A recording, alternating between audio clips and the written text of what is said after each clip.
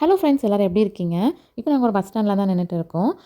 ஆஸ்திரேலியாவில் பார்த்தீங்கன்னா எல்லா பஸ் ஸ்டாண்ட்லையுமே இந்த டிஜிட்டல் டிஸ்பிளே போர்ட் நம்ம வந்து பார்க்கலாம்.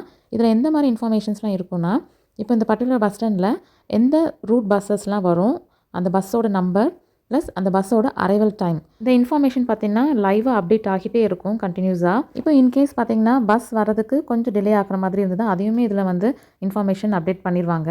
இந்த டிஸ்பிளே போர்டில் செகண்ட் ரோ பார்த்தீங்கன்னா பஸ் நம்பர் 12க்கு பிடேக் கெடியூல்டுன்னு மென்ஷன் பண்ணியிருக்காங்க, which means please be patient. Reason பார்த்தீங்கன்னா ஏதாவது சிக்னல் ப்ராப்ளமாக இருக்கலாம், இல்லைன்னா பஸ்ஸோட ஜிபிஎஸ் டேட்டா ப்ராப்பராக அப்டேட் கொடுக்காம இருந்திருக்கலாம். அதனால் இங்கே அவங்களுக்கு பஸ்ஸோட அரைவல் டைம் வந்து கரெக்டாக அப்டேட் பண்ண முடியாமல் இருந்திருக்கலாம். அதனால தான் பிடேக் கெடியூல்டுன்னு மென்ஷன் பண்ணியிருக்காங்க. தேர்ட் ரோ பார்த்தீங்கன்னா ஃபிஷ் பேட்டும் மியோகுலேஷன் மென்ஷன் பண்ணியிருக்காங்க, விச் மீன்ஸ் டிலே பாசிபிள்.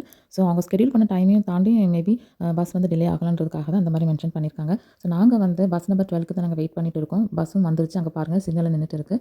பஸ்க்குள்ளேயே பார்த்தீங்கன்னா அடுத்தடுத்து என்னென்ன ஸ்டாப்லாம் வரும்ன்றது நமக்கு அந்த டிஸ்பிளேல தெரியும். ஸோ நமக்கு ரொம்ப ஈஸியாகவும் இருக்கும். ப்ளஸ் பஸ் டிரைவர் வந்து நமக்கு அனௌன்ஸும் பண்ணுவாங்க நெக்ஸ்ட் ஸ்டாப் என்ன வரப்போகுதுன்னு. ஸோ இந்த வீடியோ உங்களுக்கு ரொம்ப யூஸ்ஃபுல்லாக இருந்திருக்கும்னு நினைக்கிறேன், இன்ஃபார்மேட்டிவாகவும் இருந்திருக்கும். தேங்க்ஸ் ஃபார் வாட்சிங் திஸ் வீடியோ. பாய்.